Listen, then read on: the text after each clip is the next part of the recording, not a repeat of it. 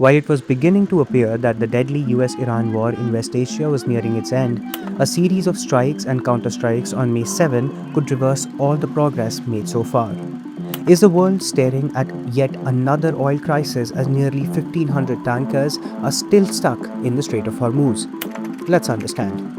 On May 7th, the United States carried out multiple strikes on what the United States Central Command labeled as Iranian military facilities, used to target three US destroyers stationed near the Strait of Hormuz. As per reports, the three destroyers came under attack from, quote, multiple missiles, drones, and small boats, end quote. Though no significant damage was done to the US vessels, the United States retaliated back and struck multiple Iranian assets at sea and on ground. Soon after the attack, a flurry of allegations and counter-allegations started making rounds. While Iranian military accused the US of violating the ceasefire by attacking, quote, an oil tanker and another ship, end quote, US President Donald Trump said that the US only struck back after Iran attacked. We're negotiating with the Iranians. We have, you probably heard, we took our three destroyers and we rammed them through some pretty big stuff today and we knocked the hell out of them. The destroyers weren't hurt in any way. The people weren't hurt, but they were firing at us and we were firing back at them.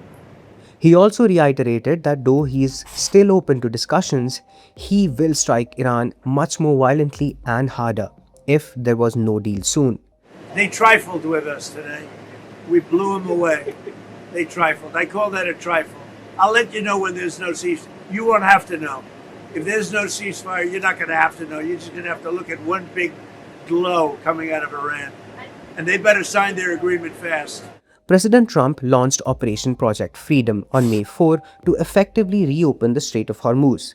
But things did not go as planned. Iran has still not budged and remains dug in after several attacks on US and its allies. While Trump said he, quote, paused the operation on the request of Pakistan, end quote, on May 6th, both sides have been claiming superiority on the battlefield. But no one has been able to establish it. Yet.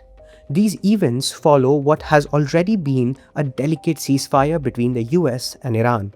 First signed on May 8 for a 2-week period, the deal has got subsequent extensions, but that has not stopped violation allegations from both sides. While both the US and Iran are still locked in, the global economy has been taking consistent hits. Strait of Hormuz, which carries nearly 20% of global energy supplies, still remains choked with billions of dollars on the line. After the recent attacks, crude oil's cost per barrel climbed to $102.70, despite trading at lower prices last week in hopes of a diplomatic breakthrough. Experts point out that this may result in higher energy prices across the world.